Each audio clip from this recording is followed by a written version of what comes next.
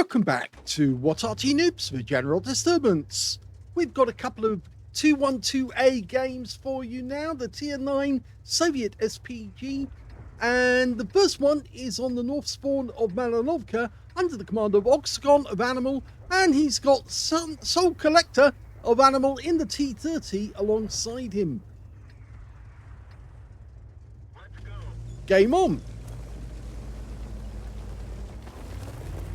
As you know, Soul Collector is the usual partner for Oxagon. Not always there, but in this occasion he is. 212A is based on the KB222 hull, so it's basically a Tier 7 hull, although, yes, the KB220 is a Tier 5 tank. It was a Tier 7 hull because it was the development of the KB3. Now, it's actually quite a heavy vehicle, 57 tons, and that's down to the fact it is a heavy tank. It's got a huge amount of armor. It's basically a KV-1 with additional armor on top.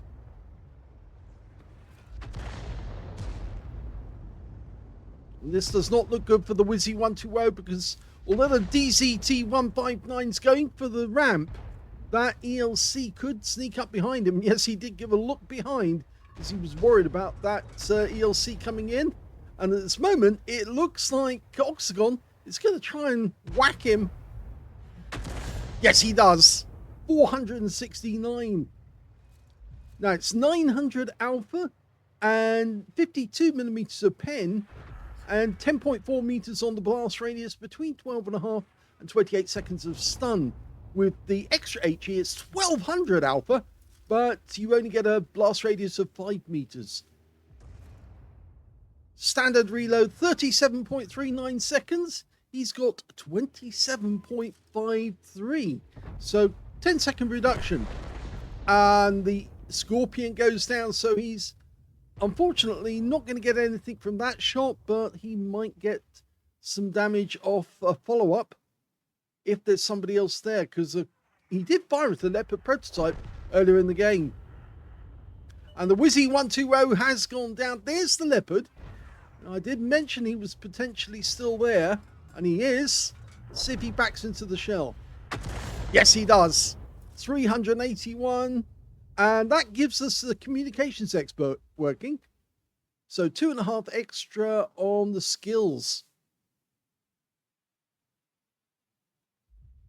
Now, 212A never actually got built. It's basically a fake Arty. It's a pity, really, because the Soviets did have some good Arty. It would be even nicer, actually, if they were to give us the rockets, Katyusha rockets. And I'm sure they could actually put that into the game. Now, the good news is that contender just got struck whilst he was stunned, and we picked up the stun assist from it.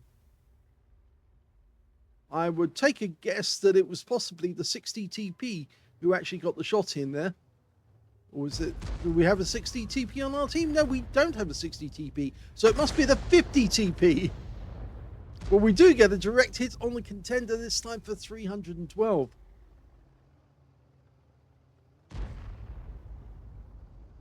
Tier 9 game with Tier 8 tanks. That's why I was wrong about the 60 TP.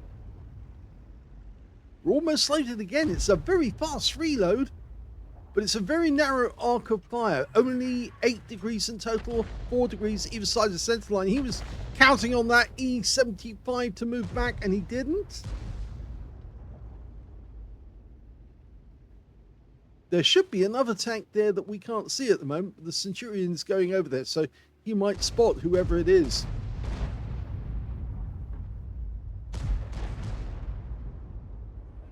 Lots of shells being exchanged. And going for the 252. Oh, he caught it just at the end of its roll.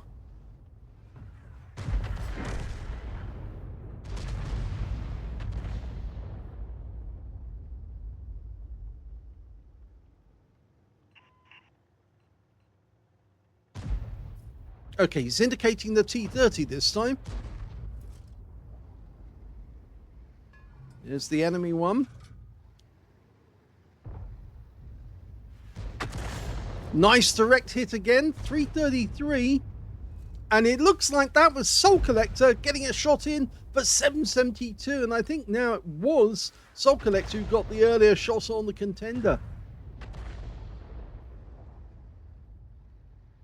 Of course, if he's got the big 155mm main gun, he is capable of 750 alpha. Oh, we're loaded and ready to go again. Is he going to go for the 7T30? He fires ahead of it this time. And we do get some stun, but that's all. But he does go down, and I think that was Soul Collector again.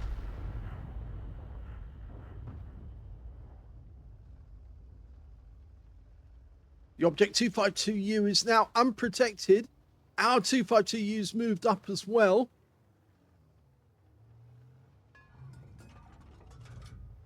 Rounds out.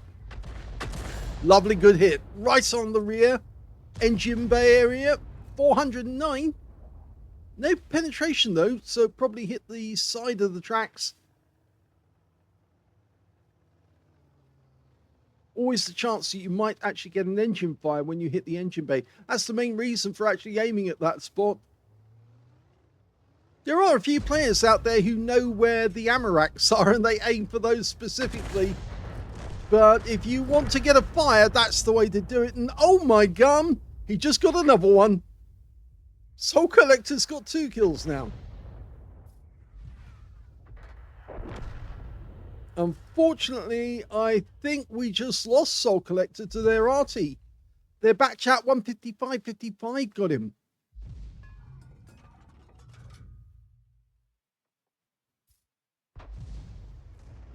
The enemy team's also got a back chat 150, a GW Tiger P rather, I should say. Rounds out the Leopard. Lands short. Now the question is, will our team actually come off the hill and go down via the low ground? Will they try to charge across the turf directly in front of that rock and get absolutely hammered as they do? It's the unfortunate thing about that coming down the other side of the hill. It's the same on the other side, actually, for that matter. You have to make a decision. Are you going to go low ground or are you going to go straight down the middle? And it looks like the Centurion has decided to go straight down the middle. And he did manage to get to the rock, but now he's got the problem with Kilana. And 278 hit points, and he cancels his stun straight away.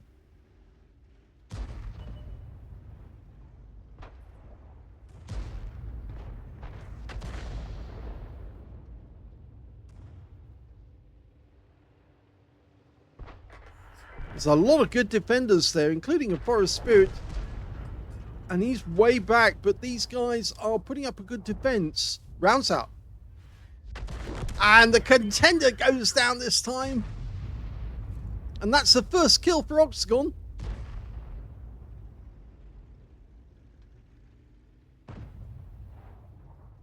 Our object is still pumping round south, but the Centurion can't come around the corner without risking a shot. And he does, actually. The Centurion popped his head round, got the shot off, but we've still got the enemy Arty GW Tiger firing at our object, but we just lost, or they just lost their back chat 155.55, so they're much depleted on that side of the battlefield now. So our guys can now start charging south, clear out that part of the map, and then it's only the cap area they need to go for. Oh, unfortunately, this object did get wiped out by the Forest Spirit. I did say that's the tough one. They don't have much in the way of armor, but they just had that 13cm gun, which is incredibly accurate. And unfortunately, yes, he did manage to get a good shot in. Now we've got the Type 4 Heavy coming in. We're firing the stun HE, long range, direct hit on the rear again, 370.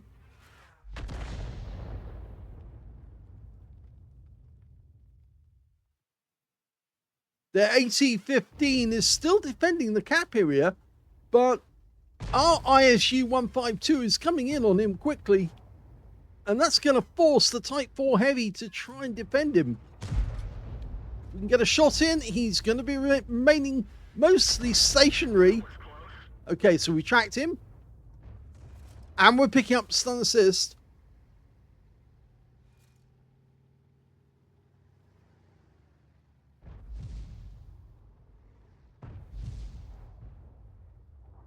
Yeah, he's taking aim at the ISU.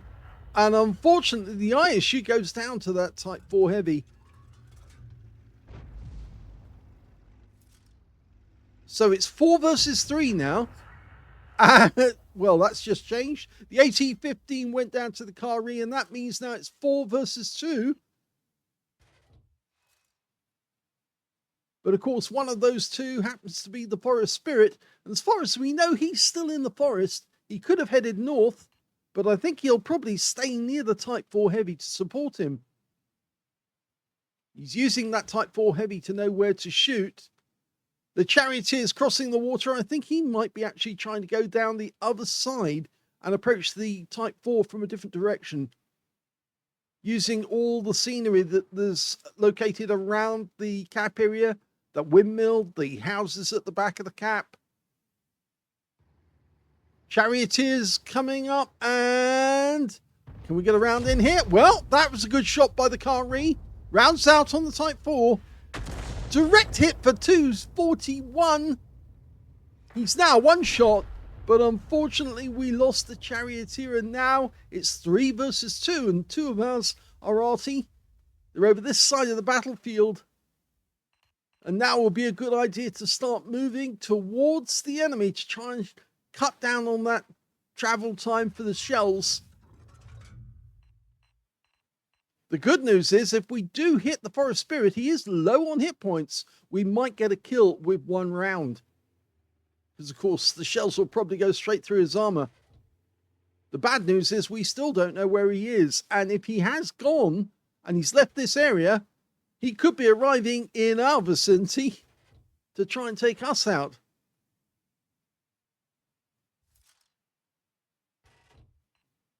Yes, in fact, now will be a great time to move.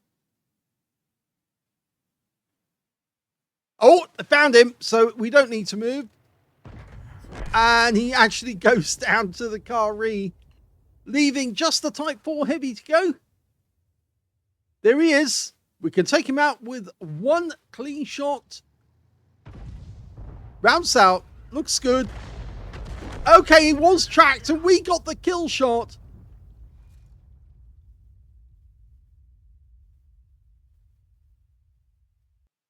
Here's the end of battle stats, and that was an ace tanker gain for Oxagon of ANIML in the 212A. He managed to get a Bruiser medal for getting at least 5 critical hits. In fact, he got 13. A Gauze medal for doing more damage, exceeding 8 times the hit points for his own vehicle. And on top of that, he got a Confederate as well, for hitting more of the enemy than anyone else on his team. His win rate in that game, 4,957, which is Super Unicum standard. We look at team score. We can see the highest amount of damage was Soul Collector. He got 4,180 hit points, but that wasn't 20% of the enemy hit pool, and that's why he did not get the high caliber. Second highest damage went to Oxagon with 3,991, and third highest damage, well, that actually went to the Centurion 7-1, but only by 1 hit point. He got 2,721 when the Leopard prototype on the enemy team got 2,720, so would you believe it? He's going to be kicking himself. When it came to kills, you can see top scorer was the Kari with 3, and he shared that with the Batchat 155.55, who also killed Soul Collector. And 2 kills went to Soul Collector, and also to Oxagon, and to the Leopard prototype on the enemy team and their Forest Spirit. And I should also include the Centurion 7-1, the Charioteer, and the ISU 152. So a lot of players who had the skill to get at least 1 kill and more. And when it came to base XP, that goes to Oxagon for 1,195. The only player to get over 1,000 base in the game. 974 going to the Charioteer, 961 going to the ELC M90. Oxagon fired 20 rounds in the game, got 8 direct hits on the enemy, but none of them penetrated. He did get 18 splashes though as well. 3,991 hit points, all of it at more than 300 meters. He damaged 8 of the enemy, killed 2, so there's the Confederate. And he got 565 hit points of damage assistance and 3,337 stun assist of 16 stuns. On a premium count, he actually made a profit of 11,108 credits from the game, and he picked away 8,964 experience points, including a mission completion reward of 7,172. So a very good game there by Oxagon. Some very nice shots. He was very lucky because the other teammate on our team, the other Arty, managed to get that round in almost just a split second before ours went out the tube. And his landed only a set fraction of a distance away from Oxagon's shell. But Oxagon's shell did the coup de grace, killed the last enemy, the Type 4 Heavy, and Oxagon picked up his second kill of the game and the final kill of the game as it was. So that's the end of the first game. Let's have a look at the second one. The second replay is on the Sand River map, West Spawn, and we've got Lost Wall Hacks of the Lost Clan in his 212A. Well, as you can see, unlike Oxagon, he hasn't got any marks of excellence on his barrel at all, but that won't stop him from actually doing a lot of damage on the enemy. His reload time is slightly longer. As you noticed, Oxagon had a reload time of 27 seconds. Lost War Hacks 31 off a 37.39 base. Okay, he's decided to sit right at the back, jockeying for position, and he's ready.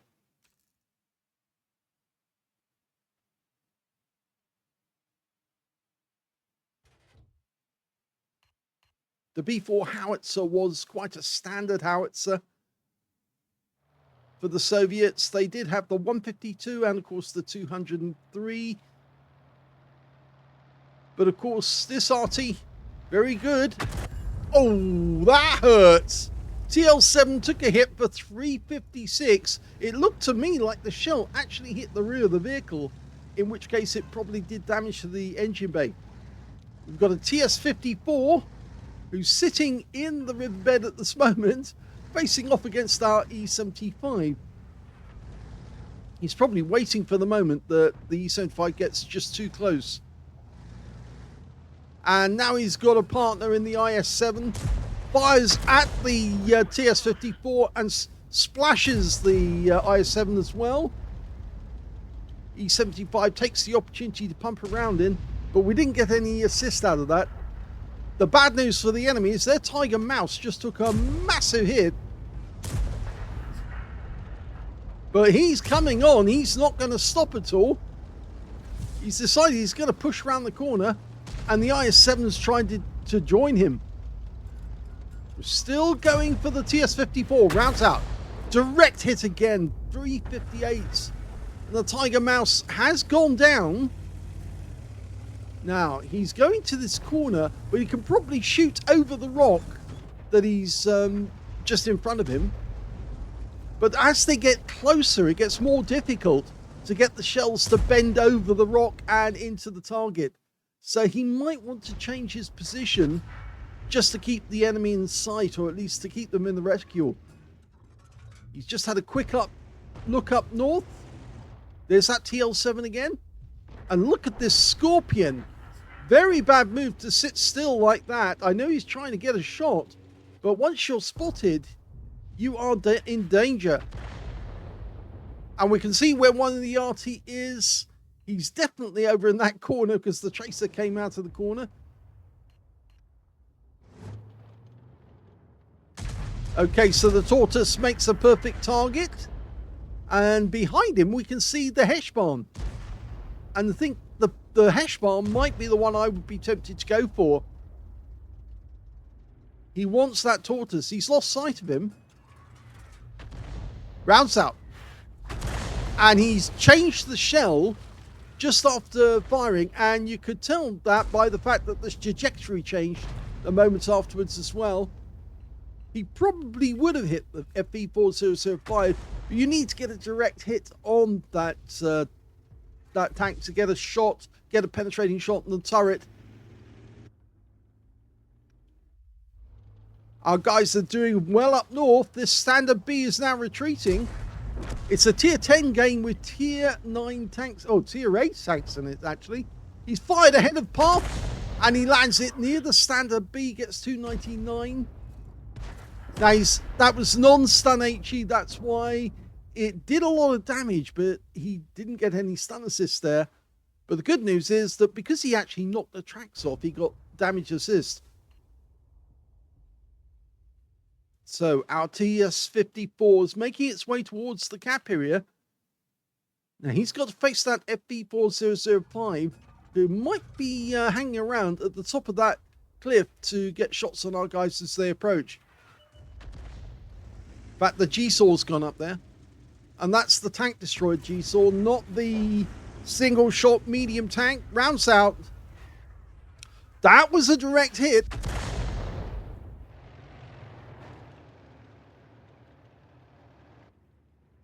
Our 261's focusing on the enemy cap area as well. I think his shell just missed on getting a hit on the G-Saw. Now, there's their Borsig. We're almost loaded. This could be valuable if we get a direct hit, because it should penetrate. But there's the Hirschbahn, so we can't ignore that. Rounds out. Direct hit, but it actually hit the hull. And the hull is, of course, Centurion, so it's difficult to pen. The TL7 that he hit earlier in the game is still in action. I think we're about to lose the TS-54. And it was the Tortoise who actually got the kill shot, not the Hirschbahn. But the Hirschbahn is in grave danger because he's still there on that corner. Rounds out. That was a kill.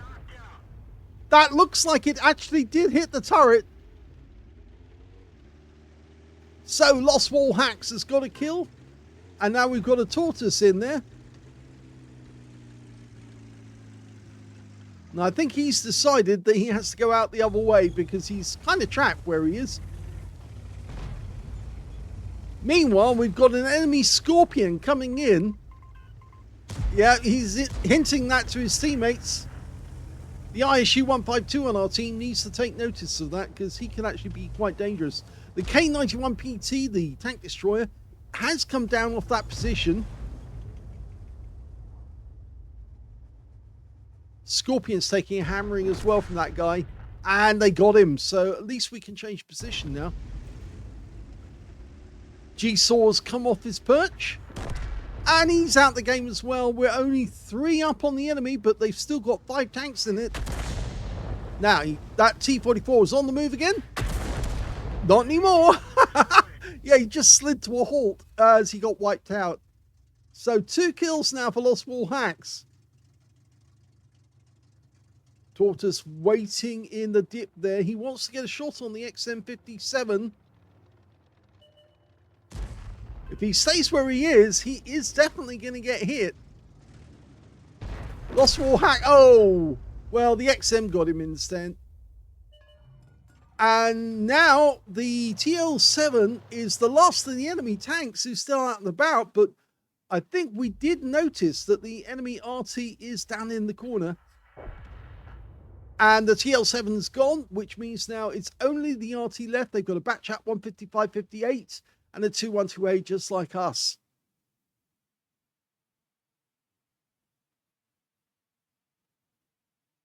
At this moment, I can hear the words mine, mine, mine being cried out. There they are. We fire in on the 212A. And he's completely nuked by that shot. So that's now 3 kills for Lost Wall Hacks. And before we can get another round off, the Batchat goes down. And that is the end of the game. Here's the end of battle results, and that was the first ace tanker for Lost Wall Hacks of the Lost Can in the 212A. Congratulations on breaking your duck. You can tell it's the first one because it's got the scrolls underneath the M. You only get that the first time. He also got a Reaper badge for taking out consecutive enemies with consecutive shots, and he got a Bruiser medal for getting at least 5 critical hits. In fact, he got 14, and a Confederate medal as well for hitting more of the enemy than anyone else on his team. His win rate from this one, 4,477, which is Super Unicum standard. Let's have a look at team score. Well, we can see the highest damage in the game went to a Kampfpanzer EK1, or EK1, I should say, but he only got 3,939, and that wasn't 20% of the enemy hit pool. Second highest damage went to Lost War Hacks, he got 3,402, and the third highest damage went to the 212A on the enemy team, who went up like one-shotted from a shot from Lost War Hacks. He got 2,811 hit points and was their best player. So when it came to kills, we can see Lost War Hacks and the Kampfpanzer EK1 got 3 kills apiece. 2 kills went to the Object 261, the K91 PT, and the XM57 on his team. And on the enemy team, only the Borsig and the TL7 actually managed to get 2 kills apiece. And when it came to base XP, we can see second place to Lost War Hacks for 1,120. He was just beaten by the Kampfpanzer EK1 with 1,172. And they were the only 2 players who managed to make it over 1,000, with the E75 getting 879. He fired 11 rounds in the game, so very good to get an ace tanker from 11 shots.